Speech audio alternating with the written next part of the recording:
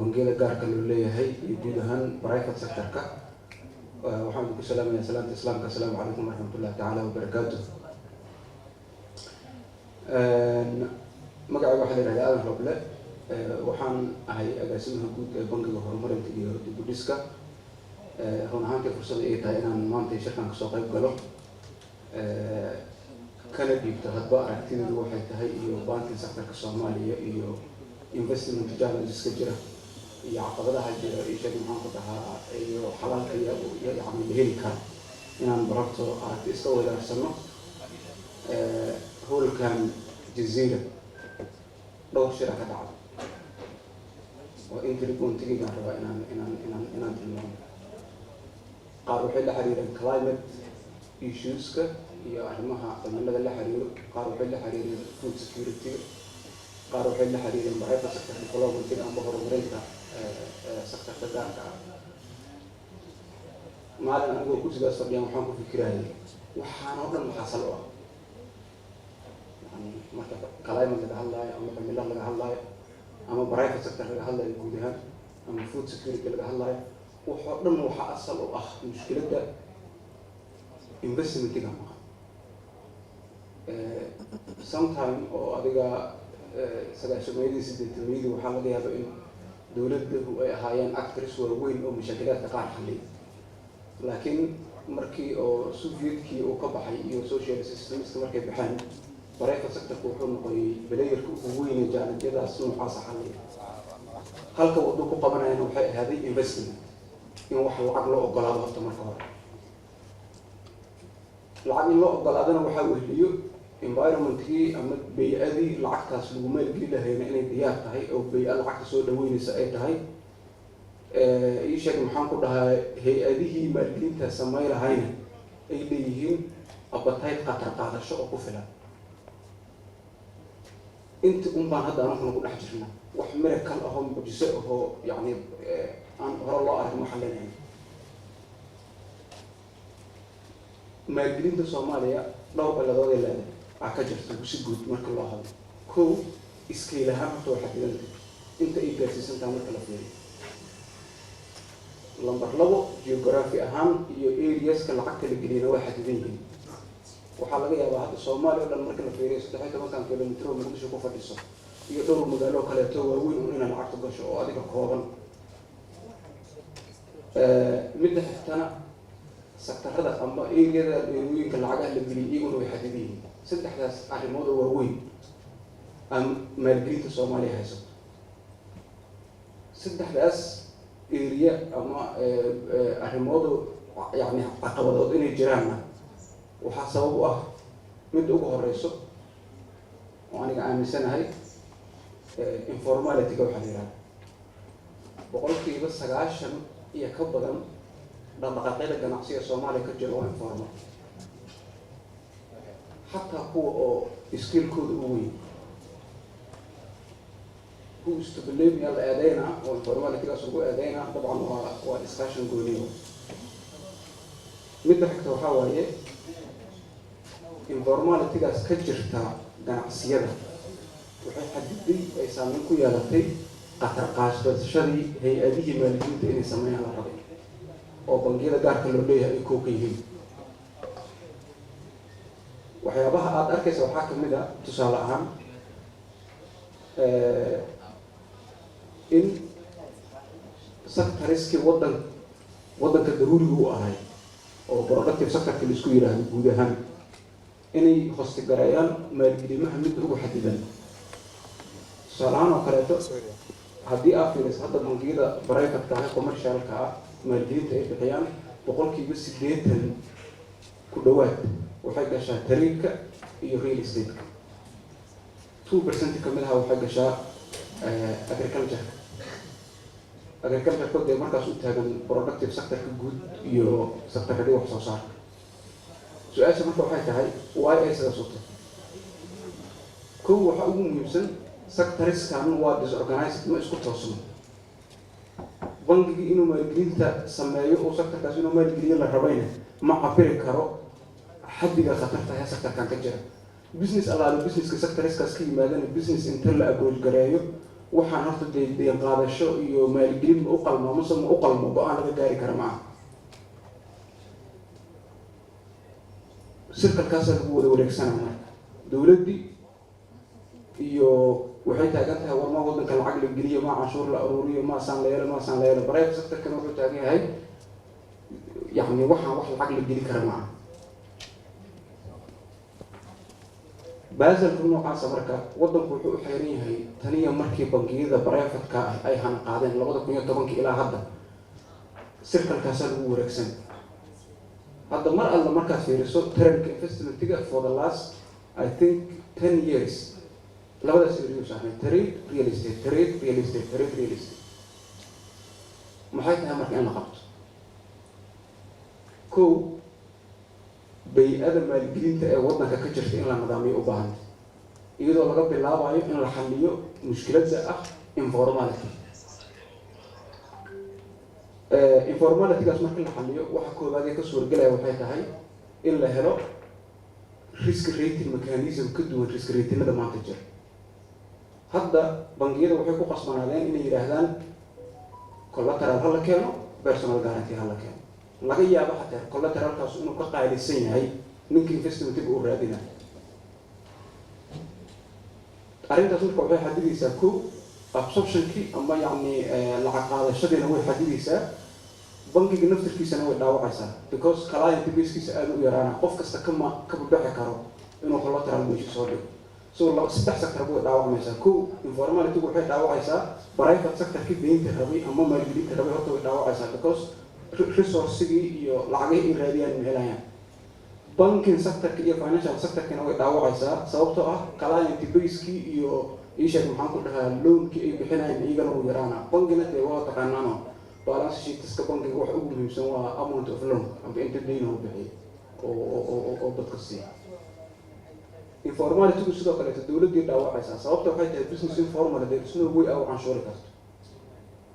business asiga dhanba wuxuu loo sameeyey iyo wuxuu faa'iido sameeyey iyo accounting statementskiisa wax alla waxa uu haayaba ay unreliable yihiin qaaba u canshuurta mataqaana inaa si cashuuciya iskaga qiyaas ma ogeyn.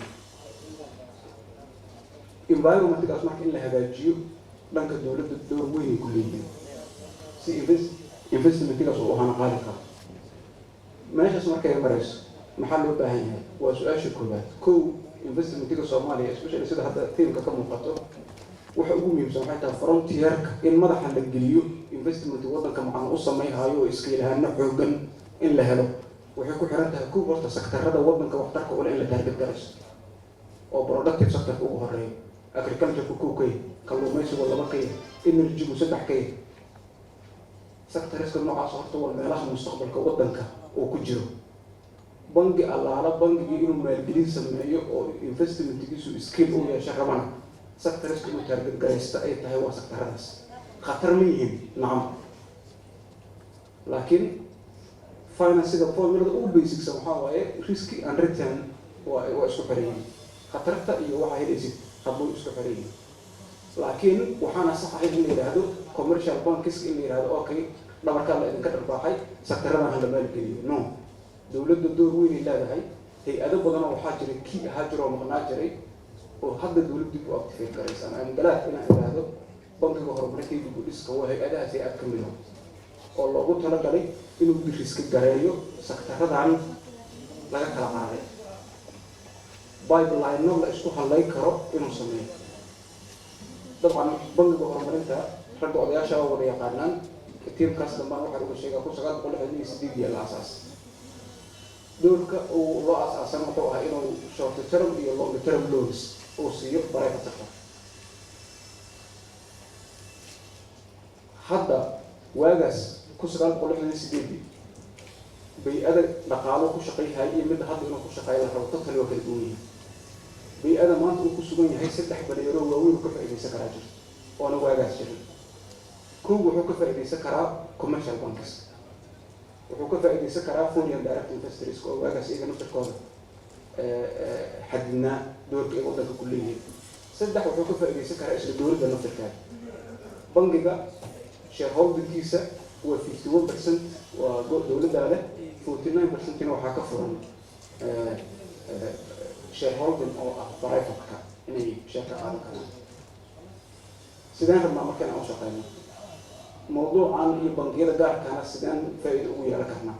doorka ugu horeeya aan leenahay waxay tahay horto bangi horumarineed sidiisa waxaa loogu talagala waxaa waaye inuu additional noqoyo meel allaala meeshii private bankisku ay excellent ku yihiin bangiga horumarinta waxba uu ka samayn maayo. yacni dee already waa laga shaqeeyay meesha development agendaha waxaa ku ka inaadan aan la tartamin bangiyada gaarka loo leeyahay. so any area oo bangiyada gaarka ay excellent ku yihiin bangiga horumarintu ma ka shaqeynayo. laakiin hadda statistically sida idiin sheegaya productive sectorku aad u dayacay wax maalgelin oo aado ama financing oo private bankisku ay ku sameeyaan aad u koobayeen. so doorkii ugu horeeya waxay tahay inaan diriska garayno sectorada productive sectorkan isku yiraahdo. how to do that sida hadda idiin sheegaya in pipelines fiican oo stable ah la sameeyo informalityga hadda aan sheegaynay oo dowladda dhankeeda ka jiro inaan u champion garayno in la yareeyo in allaala intii suuragal ka tahay. Soomaaliya report uu soo saaray World Bank 2020 waa wadanka ugu culus ee ganacsi in lagu bilaabo laguna maintain gareeyo ay ka jirto. daatadaas u dhimantaan laakiin su-aalaha inta badan aan isweydiiyey waxaa ka mid ah maalin ilaahay keena ganacsi alla furaa ay Soomaalidu furtaan. waxaana aad loogu ammaanaa Soomaalidu waa entrepreneurial society oo aad iyo aad ay u firfircoon yihiin oo ganacsiyo furaan. su-aasha aan isweydiin maxay tahay ganacsiyadaas meeqa xiranto daatooyinka maqanay ka mid tahay laakiin waxaan aaminsanahay waxay tahay skill xoogani ku xirman ganacsiyada. waxyaabay u xirmaana waxaa ka mid ah capital la'aanta iyo isha maxaan ku dhahaa informalityga hadda aan sheegay. doorkaas marka waa in horto bangiyada la baro productive sectorka sida loo invest gareeyo bangiga horumarintana uu naqayo horjoogihii jiiri lahaa caqabadaha hadda ka jiro productive sector. midda xigta waxaa waaye doorka labaad aan ciyaarayno financial sectorka naftirkiisa in la nidaamiyo lana hagaajiyo u baahan. hal productya hadda 80% la isticmaala oo bangiyadu ay isticmaalaan muraabaxa la yidhaha caamo. muraabaxada waa the only product ilaa bankin maalinkii oo Soomaaliya dib uga hanqaday 2010 ilaa hadda asaga 80% ku dhawaadsan isla asaga wadanka ka shaqeeya. productyada la heli karo available-ka u ah iyo instruments-ka la heli karo in la badiyo u baahan yihiin. and that is waxaa inaan bilowna aan rabno idan naftarkeeda wax iska dhacaya ma aha dee central bankiga role oo instruments-kaas in la approve gareeyo inuu shaqeeyo iyo regulatory skill la xiriiriyo waxay leen la isla nadaamiyo u baahan yihiin. midda xigta waxaa waaye isha risk rating mechanism ka duwan risk ratingka hadda jirna in la helo. adduunka collateral requirement-igu caqabadaha ugu waaweyn ee haysto ka mid yahay isha maxaan ku dhahaa ee laga cararo especially marka ganacsiyada yar laga hadlayo collateral requirement in la xadidaa la isku dayaa mar walba. annagana waxaaba aragna waxaa kamid ah collateral requirement-kaas qaababo lagu gudbi kara in la helo. dabcan fursadayna u noqon doontaa ganacsiyada private banks. so meeshaas marka waxaa kasoo bixi doono in isha maxaan ku yidhahdaa bangiga horumarintu oo dhamaystira u naqayo bangiyada gaarka loo leeyahay. doorka ugu muhiimsan hadda aan isleeyahay muddooyinka dhawaada looga faa'iidaysan karaa waa triple B. xafiiska ra-iisul wasaaraha iyo bangiga horumarinta hadda waxay si wada jir ah u wadaan national transformation plan. national transformation plan-ku simply waxaa laga soo manguuriyey national development plan-ki laakiin waa asigio more practical laga dhigayo costing loo sameeyo project creation-kii yacni si wada jir loo sameynaa. xafiiska ra-iisul wasaaraha wuxuu suuro geliyey in laabis la helo oo laabiskaas ay yimaadaan private sectorka belayriska iyo bangiga horumarinta iyo isha maxaan ku dhahaa cid allaale cid investor oo markaas inay wadanka maalgashato banaanayso. laabiskaas waxa ka soo baxo automatically waxay noqon doonaan hirgelinta waxaa loo yaqaano triple B ama public private partnership. waxa ugu badan sameey doona marka waxay tahay in projectadaas marka la dhisan gareeyo automatically ay dawladdu u yeelato inay private sector ka auction gareyso ay ka xarashto. meeshaas marka waxaa ka imaanayo capital gapka hadda aan sheegayno dee xadideen hal banki inuu hal mashruuc ku culustaha laga yaaba inuu maalgeliyo laakiin haddii la yidhahdo okay dowladda ama bankiga horumarinta intaana uu maalgelin inuu sameynaa private sectorka intaana maalgelinaha ka imaanayso isla projectina project dowladdu istaanba ay ku dhufatay oo foreign direct investorska lala approach garay karo uu yahay automatically waxaan xalinaynaa skillka hadda aan sheegayno oo investmentiga ka jiro skill challenge ka jiro maalgelinta geographiga intee la maalgelin karaa of course taas arrin waxaa jirto bankiga horumarinta iyo bangiyada gaarkaaba ka weyno securityga iyada naftarkeeda improvement badana ka jiro and I hope in ay soo hagaan in all ma rabo inaan ku dheeraado bankiga horumarintu waa banki cusub oo kusoo beeray bangiyada dalka ka jiro banki dowladeed ma ahan sensitivitydaas inuu meesha ka baxa waa rabnaa waa banki blended ah dowladduna leedahay dadkuna leeyahay sababta ugu jirana waa inuu dhammaystiro bangiyada gaarka loo leeyahay inuu la tartamo ma aha in lasoo dhaweeyo waa rabnaa isheeg maxaan ku dhahdaa iyo waxaan rajaynahaa moodalada iyo isheeg maxaan ku dhahaa approacheska aan kusoo kordhi doono financial sectorka soomaaliya waxay noqon doonaan wax yacni hogaamiyo bangiyada oo already ka shaqeeyo financial sectorka soomaaliya hal arrinaan raba inaan ku gabagabeeyo ah financial sectorka inuu hagaago private sectorka inuu hagaagiyo kama aragta guud ahaan waxaan rabnaa hadda inaan mar dhow bilowno isheeg ecosystemka ama bay-ada ganacsiga yar ay ku shaqeeyaan dhanka dowladda wax badan oo ku maqanaa jira inaan horta kasoo loobigarayno oo dhankaasna aan kasoo dhamaystirno corporate level marka la gaaro naftirkeeda ecosystem aan jiro inaan iyadana kasoo loobigarayno ka dambe waxa laala marka movement oo marketka dhanka publica aan ka sameyno inay faa'iido u noqdaan kana faa'iideysan karaan bangiyada gaarka loo leeyahay wax badan inay idhahdo ma rabo aad ay farxad ugu tahay inaan kasoo qayb galo shirkan de su-aalaha laga qabo eriyadaan shirku waa shirki labaad